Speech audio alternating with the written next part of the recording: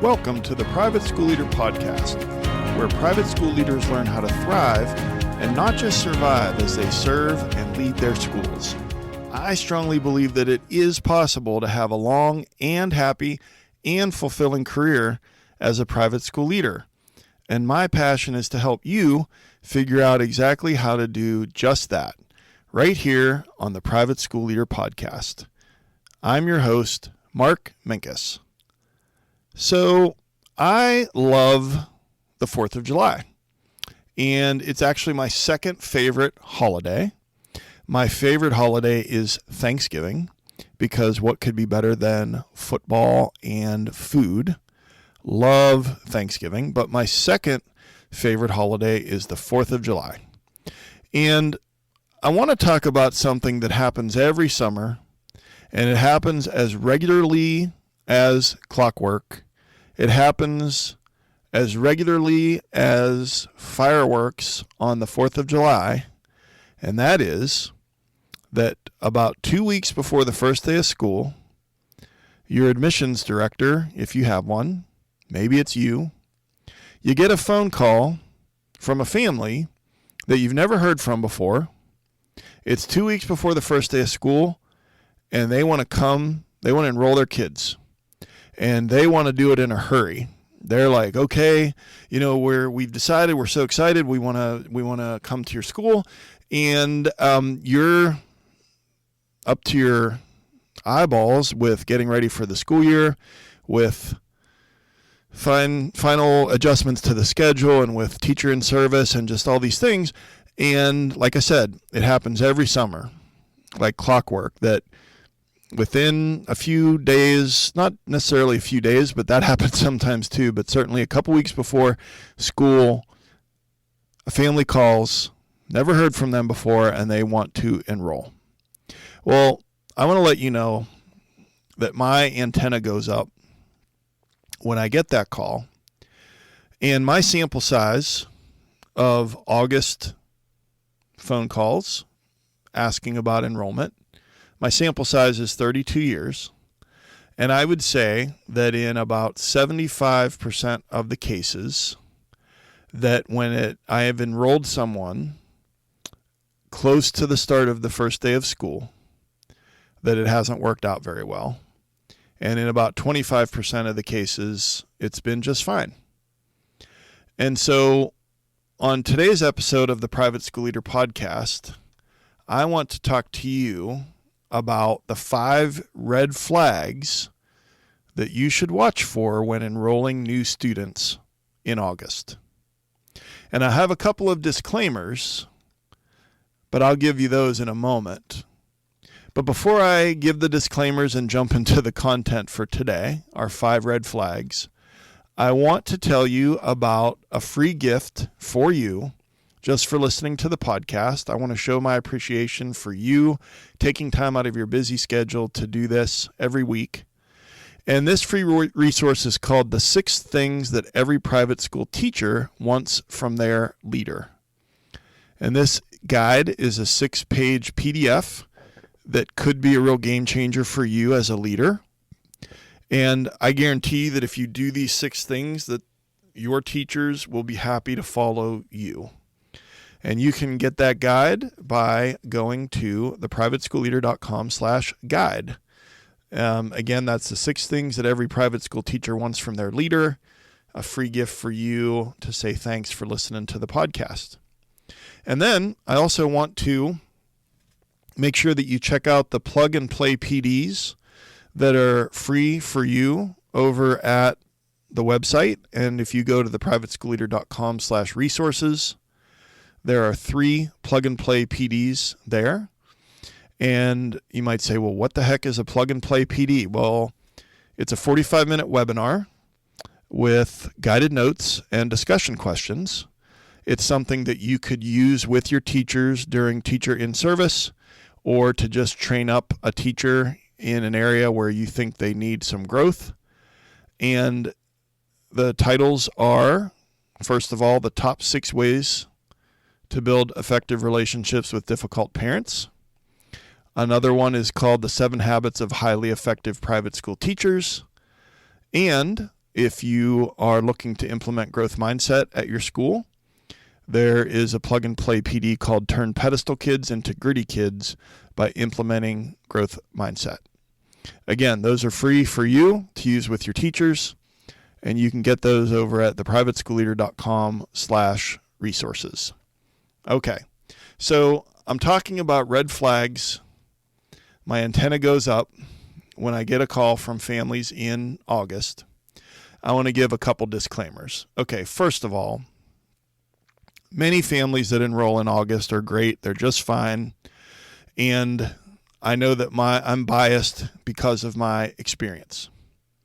And some of them are moving from another city. I think that puts them in another category. Mainly with these red flags, I'm talking about people that are in your area, have been in your area, and then at the last minute, I perceive 2 weeks before the first day of school to be the last minute. They're calling and they want to enroll, and they want to enroll right away. Okay? So, first of all, many families that enroll in August are just fine. Okay, second disclaimer, you probably have very thorough admissions policies and procedures at your school, and you follow them to the letter. But sometimes there's a lot of pressure, sometimes it's the timing, and we'll talk about why even when we have good policies, that when we get these August phone calls, that it becomes a little more challenging. So let's go with our 5 red flags for enrolling families, new families, in August. Number 1, temptation. Number 2, lots of schools. Number 3, having a hard time getting records. Number 4, owes tuition. And number 5, hurry up, hurry up. So let's get into these 5 red flags. So red flag number 1 is temptation. And this one has to do with you. It has to do with me more than it has to do with the family. So let me explain what I mean. There's a temptation when we get this phone call to be super, super excited about it, and that's fine. But we look at it through the lens of, well, we need kids. And, well, you know what? I'm really busy with the teachers and with getting ready for the school year, and so maybe there's a temptation to not be as thorough with our admissions policy. And maybe we don't get around to making that one phone call that we need to make to the other school. Or maybe we don't have all the records by the first day of school, but we have some of the records, and so we let the students start. And I want to admit that I have given in to this temptation many times, and that has contributed to why some of these families, some of these kids did not work out. They were not mission appropriate for my school. We were not able to meet their needs. There were situations where it came out later that they were running from a problem. Maybe they were the problem.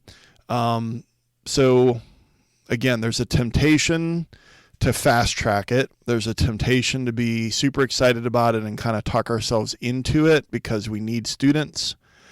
But what I would encourage when it comes to what do we do about this red flag when it comes up is, first of all, be thorough, and maybe be more thorough than usual. I always say that the closer the call is to the first day of school, the more my antenna goes up. The closer the call happens to the first day of school, the more questions I ask. And so we need to be thorough. We need to ask lots of questions.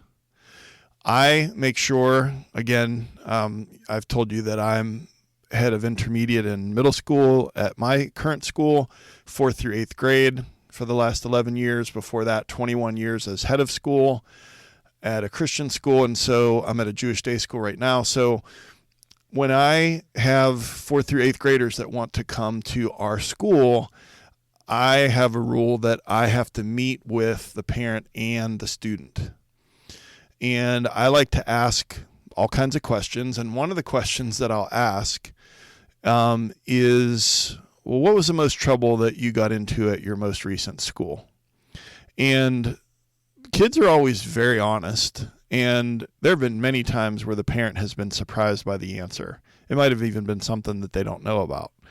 And it's not all about, like, did this kid get in trouble or just assuming. And I'm not just asking those questions of the kids in August. I'm asking them of kids that enroll at other times during the year, because we want to know.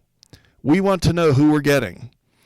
Were there academic issues? Were there social emotional issues? Is there a learning plan? Are we able to meet their needs? We just have to be thorough and ask lots of questions. And if you've got it all locked down and you've got an admissions procedure and policies at your school and you're very thorough, then that's fantastic.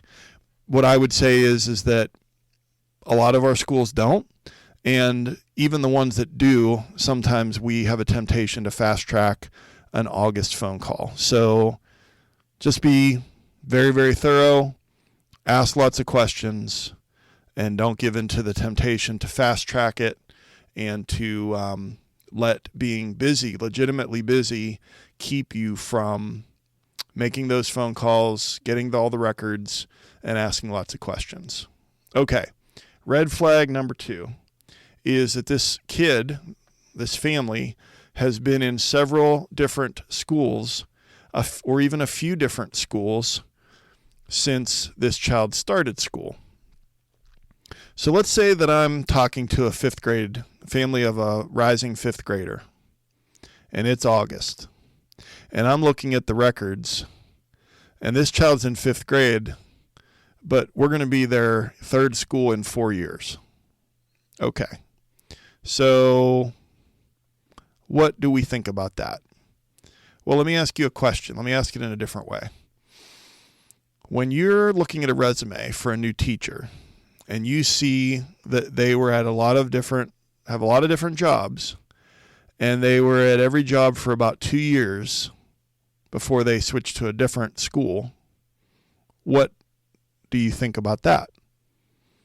Well, whatever you think about it, you're probably going to ask about it during the interview. Okay. And I think it's fair to ask that of the family. Now, if those 3 schools in 4 years are in different states, then there's probably a logical explanation. It probably has to do with work of one of the parents that takes them to different places. Maybe one of them's in the military. But if they're all in your area and they're going to different schools, they were in a public school this year and then they were in this private school, and okay, why? What's going on? And what I've found, and this isn't always the case, sometimes there are completely reasonable explanations, but sometimes what it is that they are not happy, and it is not possible to make them happy. They perceive that school and then that school and then that other school didn't meet their child's needs, couldn't meet their child's needs. And so are you now going to meet their child's needs? So again, ask lots of questions. In addition to our application, which has 2 teacher references, I will often call and get a reference from the principal, the division head, the guidance counselor, somebody that knows this child and knows the family. And you can tell them that this is off the record, and then keep it off the record. If you're going to tell someone it's off the record, then don't come back to the family when you tell them, well, we're not accepting you, and say, oh, well, so-and-so at your last school said blah, blah, blah. You need to find out what's going on, especially when there's lots of schools that they have attended. All right. Red flag number 3. The family is having a hard time getting records. So you at your school, of course, are going to ask for copies of their records. Typically, we've asked for, over the years at both of my schools, we've asked for the 3 most recent years, 3 years of records, academic report cards, discipline records, and achievement test scores. Okay? So let's say that's what you're asking for. Let's say it's a rising 6th grader and you want 3rd, 4th, and 5th grade report cards. discipline record, achievement test scores. All right. This family is telling you, you know what, we're having a really hard time getting records. That's a red flag. They're saying, well, there's no one at the school. The school's giving me the runaround. The family is making a lot of excuses about why they can't get over to the school. It might be transportation. It might be this. It might be that. First of all, this is not your job. And so don't make it your job. Make it their full-time job to get the records. Okay. Now, this school isn't going to release the permanent records, and you don't want this child's permanent records because you haven't accepted them yet. What the family needs to do, what this parent needs to do, is if that school is open, if there's a person in the office, which is usually the case at that time of year, we're talking August, you make it their full-time job. All they have to do is walk in there and say, we're considering another school. I would like photocopies of my child's last 3 report cards, achievement test scores, discipline records. And if they just stand there and wait, they are going to leave with those copies in their hand. And so my point is that it's a red flag when you're having a hard time getting records, because it is not that hard for them to get those records. Another thing that I would just strongly encourage you to do is, no matter how much temptation there is, no matter how good of a vibe you have about this family, is to not accept the student without records, without seeing those records. And here's the thing. It's like I was talking about them going up to the school and getting the photocopies. Most of the time now, that doesn't even require getting up to the school to do that, because the administrative assistant or the registrar at the school can scan those and email them to your school. But regardless of why you're not getting them, they are going to be highly motivated if you are draw a line in the sand and you're very, very clear about it.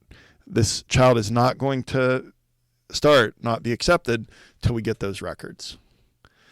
Think about your teachers, okay? Let's say that there's a lot of pressure, that you've got like 1 year of records and they look okay, and it seems like they're getting the runaround, and it seems like legitimate excuses, their reasons sound valid, blah, blah, blah. You're getting pressure from the family, and they're starting to say, well, you're keeping my kid out of school. Let's say that you don't let them start, and it's the 3rd day of school at your school year. You're getting all this pressure. But think about your teachers. So you let this child in, and then it comes out after you've accepted them that there's some kind of academic need that is going to be very challenging to meet, or there's a social emotional need, or there's a behavior issue, and then they completely change the dynamic in the class. They're all going to be looking at you because you're the gatekeeper. So red flag number 3 is having a hard time getting records. Red flag number 4, and this might be the reason why they're having a hard time getting records. Red flag number 4 is if they owe tuition to another private school. So I've found in a few cases, more than a few back in the 90s and early 2000s, it's less common now because most schools use facts or something similar that's an auto deduct. And so owing tuition, when people had to write a check and drop off money, or, drop off cash at the school and things like that, 90s, early 2000s, it was more common to owe and have a financial obligation at another school. But even though it's less common, that doesn't mean it never happens. And so it might be that the reason that they're having a hard time getting records is because they owe money to that private school. And if they owe money to that school, are they going to be able to meet the financial obligations at your school? So I feel strongly about this one. Do not accept a student into your school that owes tuition at another school. And if that's not part of your admissions policies and procedures, I would recommend that you add that to your admission policy. And not only the fact that will they be able to pay at your school, but I think that we owe some collegial courtesy to the other private schools in the area. And in my experience, I've also done this where it was they owed money to a private school in a different city, and they moved into our town.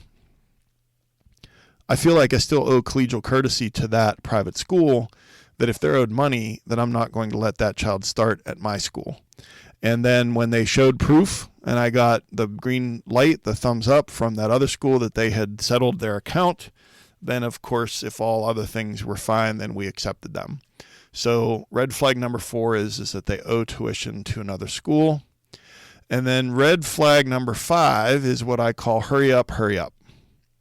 So when I was in college, I had a summer job after my freshman and sophomore years in college where I was the lot attendant at a car dealership. And what a lot attendant does is you wash the cars, you get a car ready for if someone this was at a used car dealership. If someone comes on the lot and they buy a car, then you're getting that car all cleaned up for that customer to get it delivered. You're putting a license plate on it. But you're also doing basically anything. It could be landscaping. It could be, you name it, I did it.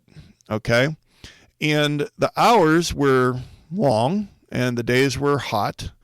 9 to 9 Monday through Thursday, and then 9 to 5 on Friday and Saturday. Okay? And the reason I'm telling you this is because every once in a while there would be a customer who would walk onto the used car lot at around 10 minutes to 9, 10 minutes before closing time, to buy a car. I saw it happen several times each summer. And they did that for a very specific reason. Because this person was going to haggle and negotiate with the sales associate, and that sales associate wanted to go home at 9 o'clock. They'd been there all day, okay? And the reason that they come onto the lot at 10 minutes to 9 is because they know it's probably going to work. It's kind of a last minute thing, and that person's tired. They want to go home. And so there's some aspect to it where there's some brain science behind it. You probably won't be surprised at this, that when we feel like we're under pressure to make a decision, the clock is running down, that we don't make as good of decisions as we do when we're not under that same pressure. Why do you think a player in a basketball game has a higher percentage of making free throws during the whole game than they do during the last 2 minutes of a game, or making the final shot as the seconds run off the clock? And I'm just thinking even of like board games. My family, we like to play categories. You got this letter, you got this card, and all these different random things, and you roll the dice, and it says letter S, and so you have to come up with as many of words of these random things that start with the letter S. But then there's this timer, right? And as the timer starts to count down and it's making its noise faster and faster and faster, you're trying to make decisions and you're trying to come up with it, and you're like, oh, and your brain just kind of freezes up, all right? So why am I talking about my summer job in college and board games at my house? Because you will feel like you need to hurry. You will feel like you need to hurry. And we make worse decisions when we're in a hurry.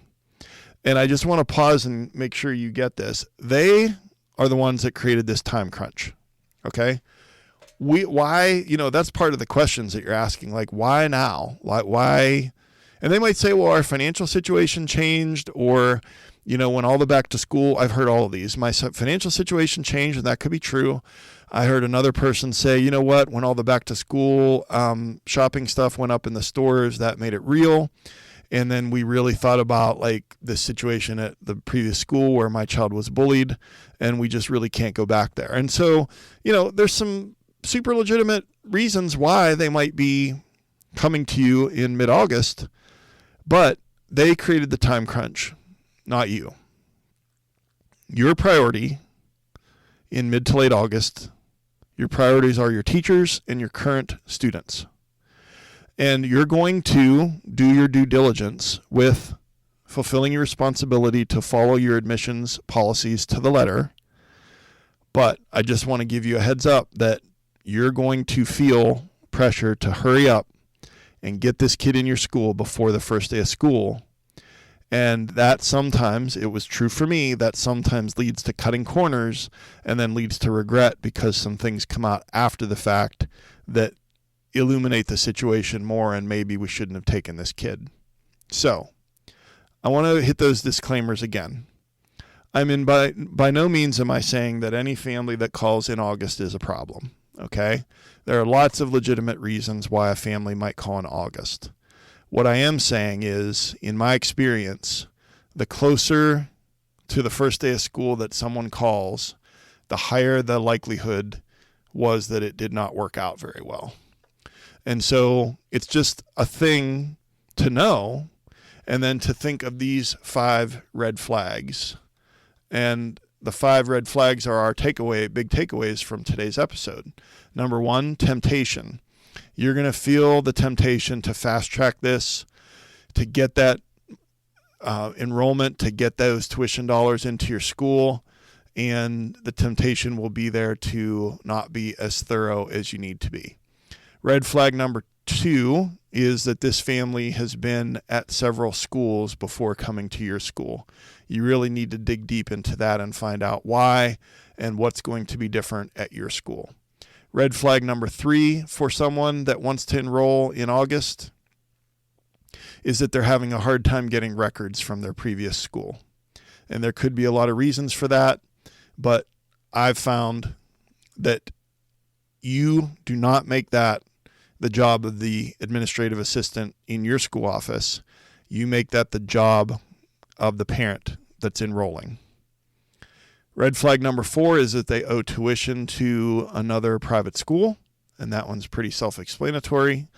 And we want to show collegial courtesy and make sure they settle their account before you would consider accepting them.